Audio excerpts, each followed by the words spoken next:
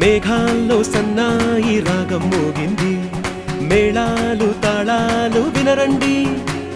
సిరికి శ్రీహరికి కళ్యాణం కానుంది, శ్రీరస్తు శుభమస్తు అనరండి.